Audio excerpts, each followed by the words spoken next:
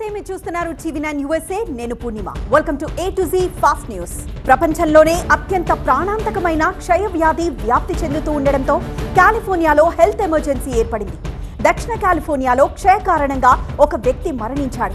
అలాగే మరో 170 కేసులు నమోదైనట్లు అధికారులు తెలిపారు. ఫ్లోరిడాలోని 2 బీచ్ల్లోనూ ఫీకల్ పొల్యూషన్ పెరిగిపోతోంది.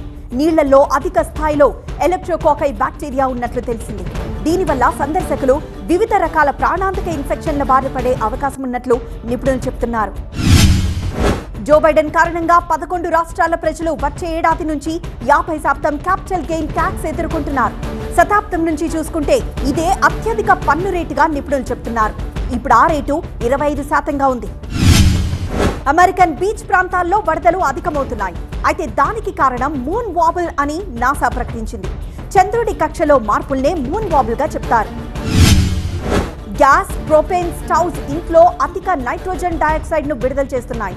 దీనివల్ల ప్రజలు శ్వాసకోశ సమస్యలు ఎదుర్కొంటున్నారని ప్రపంచ ఆరోగ్య సంస్థ తెలిపింది. అయితే ఎలక్ట్రిక్ స్టవ్లతో ఈ సమస్య ఉండదని తెలిపింది. నార్వాక్ ప్రాంతానికి చెందిన డ్రగ్స్ ముఠా సభ్యుల్లో 6గురిని పోలీసులు అరెస్ట్ చేశారు.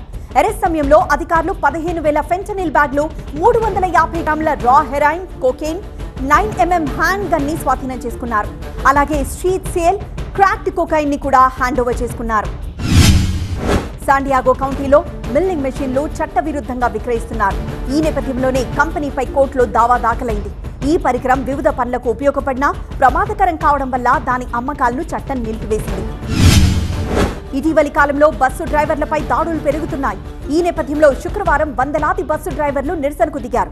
దీంతో లాస్ ఏంజల్స్ కౌంటీలో దాదాపు 40 బస్సులు ఆలస్యంగా నడిచాయి. నవంబర్లో జరిగే ఎన్నికల్లో గెలిస్తే అక్రమ వలసదారులకు చెక్ పెడతానని ట్రంప్ తెలిపారు. వివిధ ర్యాలీల్లో, ప్రసంగాల్లో ట్రంప్ ఈ విషయాన్ని పదే పదే ప్రస్తావిస్తున్నారు. అధికారంలోకి వచ్చిన మొదటి రోజే భారీ అక్రమ వలసదారుల బహిష్కరణకు పిలుపునిస్తానన్నారు. నార్త్ ఫ్లోరిడాలో 30 మంది నావికులు మెరైన్ ట్రైనింగ్ లో గాయపడినట్లు యుఎస్ నేవీ తెలిపింది. అట్లాంటిక్ మహాసముద్రంలో జరిగిన ఈ ఘటనలో వీళ్లు గాయపడ్డారు. అందులో 5గురు తీవ్ర గాయాలతో హాస్పిటల్లో చికిత్స తీసుకుంటున్నారు. జాబ్స్ ఫెర్రీలో తుపాకులు, మందుగుండు సామాగ్రి కలిగున్న 61 ఏళ్ల జేమ్స్ నెఫ్ ను పోలీసులు అరెస్ట్ చేశారు. అతని వద్ద 30కి పైగా తుపాకులు, బాంబు తయారీ పుస్తకం లభించాయి. ఈ విషయాన్ని యుఎస్ న్యాయవాది డామినియన్ విలియమ్స్ వెల్లడించారు. 2022లో జరిగిన హెలికాప్టర్ క్రాష్ ఫైనల్ రిపోర్ట్ గురువారం విడుదలైంది. హార్డ్వేర్ లూజ్ అవ్వడం వల్లే హెలికాప్టర్ కంట్రోల్ తప్పిందని తేలింది. మెయింటెనెన్స్ స్టాఫ్ తప్పిదం వల్ల జరిగిన క్రాష్ లో పైలట్ మరణించాడు. కాలిఫోర్నియా మెరీనాలో దాదాపు 20 మంది వలసదారులు అక్రమంగా దూసుకొచ్చారు. అధికారులు పట్టుకోవడానికి ప్రయత్నించడంతో వాళ్లు తప్పించుకున్నారు. దానికి సంబంధించిన వీడియోను న్యూపోర్ట్ బీచ్ మేయర్ X లో పోస్ట్ చేశారు. కారు ప్రమాదానికి కారణమైన 36 ఏళ్ల ర్యాన్ స్వెట్ ను పోలీసులు అరెస్ట్ చేశారు. ఆ యాక్సిడెంట్ లో ఒక వ్యక్తి మరణించాడు. ఒక కారు వచ్చి తన కారును ఢీకొట్టినట్లు పోలీసులకు స్వెట్ చెప్తున్నాడు. వరదలో చిక్కుకున్న 27 మంది విద్యార్థులు శుక్రవారం సురక్షితంగా బయటపడ్డారు. వరదలో చిక్కుకోగానే బస్సు వెనక డోర్ నుంచి తప్పించుకున్నామని డ్రైవర్ విద్యార్థులకు తెలిపాడు. ఇందులో విద్యార్థులకు పెద్దగా గాయాలవ్వలేదని అధికారులు తెలిపారు. మయామి ఎయిర్పోర్ట్ లో చెకింగ్ చేస్తుండగా ఒక వ్యక్తి ప్యాంట్ జేబులో పాములు కనిపించాయి. దీంతో పాములను స్వాధీనం చేసుకుని అతన్ని అరెస్ట్ చేశారు. దీనికి సంబంధించిన ఫోటోలను TSA అధికారులు X లో పోస్ట్ చేశారు.